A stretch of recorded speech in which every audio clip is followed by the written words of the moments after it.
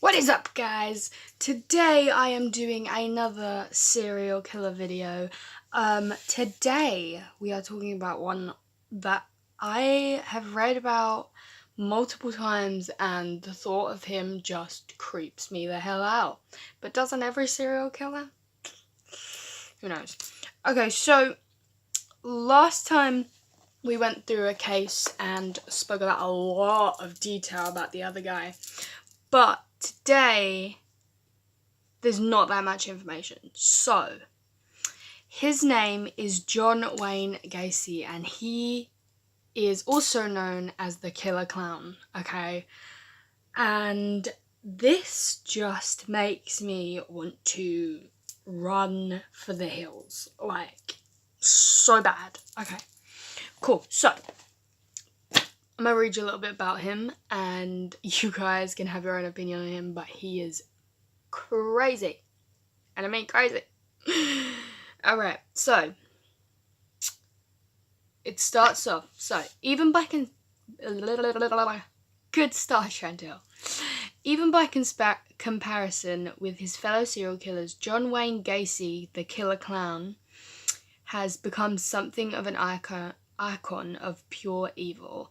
This is partly to do with the way he dressed up as a clown to entertain children at parties near his suburban Chicago home. So, let's get into this. He dressed up as a clown and went to kids' parties to pretend to be a clown. Okay, beneath the clown makeup, Chantel, read properly, please, lies a killer. And partly it is because of the sheer enormity of his crime. 33 young men raped and murdered, almost all of them buried underneath his house. So let me get this straight. He's a killer clown that goes to parties to pretend to work with children and entertain them, and then he kills them and buries them under his house. Well, I'm not sleeping tonight. Alright, John Wayne Gacy was born on the 17th of March 1942, St. Patrick's Day.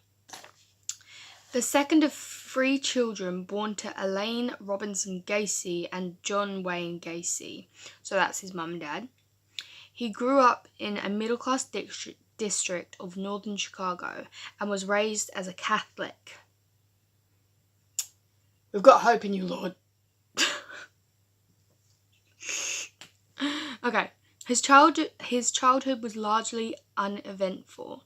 Look a little closer though, and there were troubles.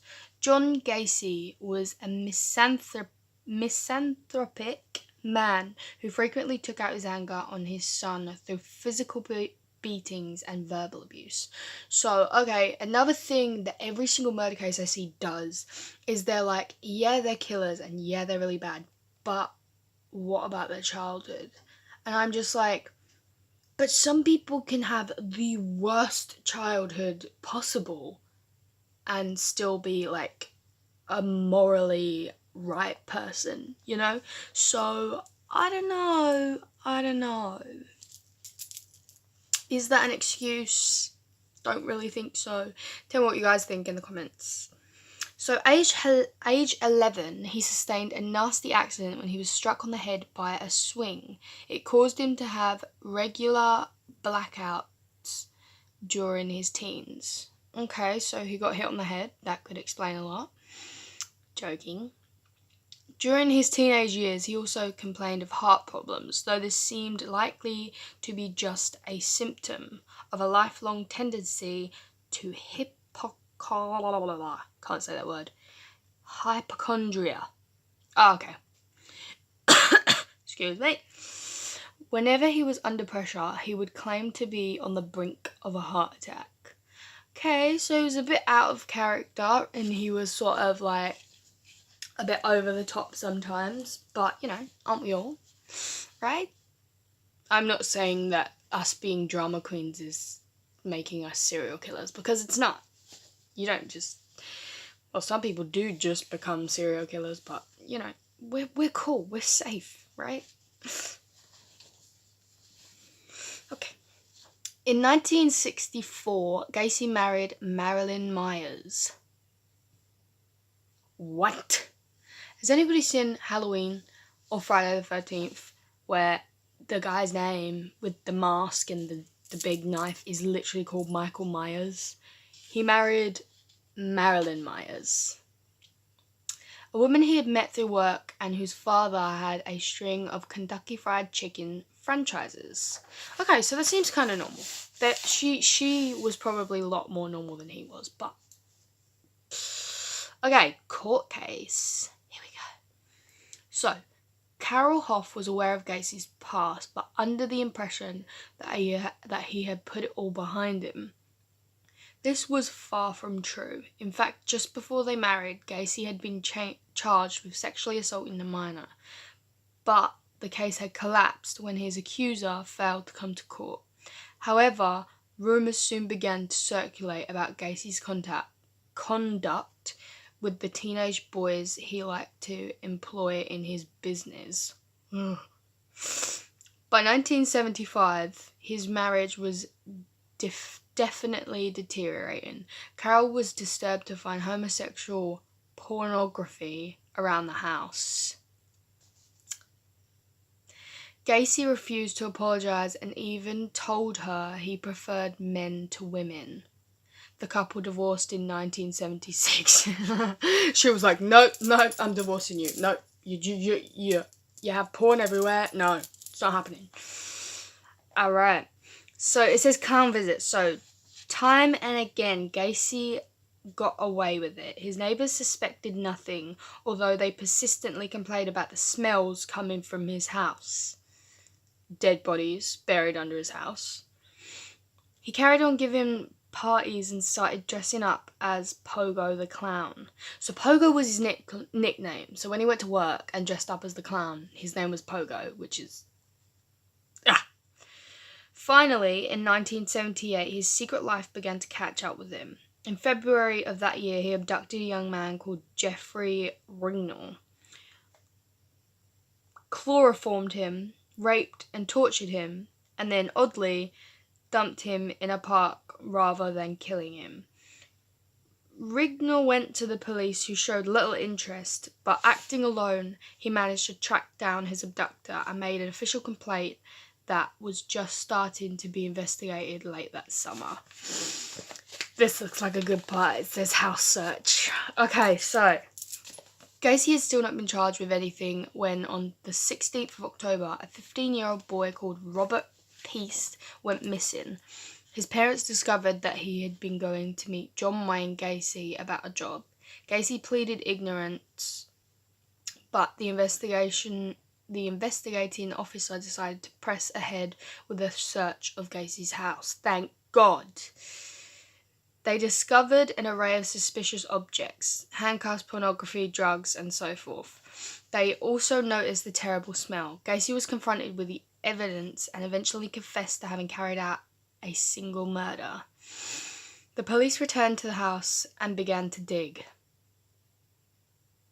28 bodies were found around the house. The 5 most recent victims had been dumped in nearby rivers, as Gacy had run out of brutal burial space. Oh my God.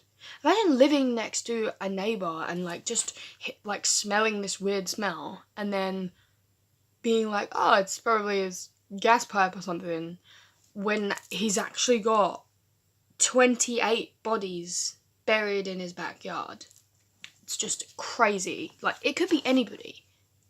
You could live next to a murderer that has 28 people buried in their back garden. You never know. Okay. Charged with 33 accounts of murder, Gacy entered a plea of insanity. However, the jury found it hard to believe that a man who dug graves for his victims in advance was the victim of uncontrollable violent impulses. So, he was duly sentenced to death. While in prison, he became a grotesque celebrity. Credulous admirers were able to call a premium rate number to hear his refusal. I can't say that. He gave frequent interviews and showed admirers his paintings. Towards the end of his time on death row, he began to claim that he did not kill after all, but had been the victim of a mysterious conspiracy. What? All to no avail, however. On the 10th of May 1994, he was put to death by lethal injection. Well, I am so glad they found out. Like, if that officer, can you imagine if that officer was like, yeah, we don't need to search the house. But he had this, like, suspicion. So he was like, no, we're gonna, even if he's innocent, we want to search the house. Like, thank God for police and scientific people. Like, whew. Okay then, guys, that was John Wayne Gacy. No, wait.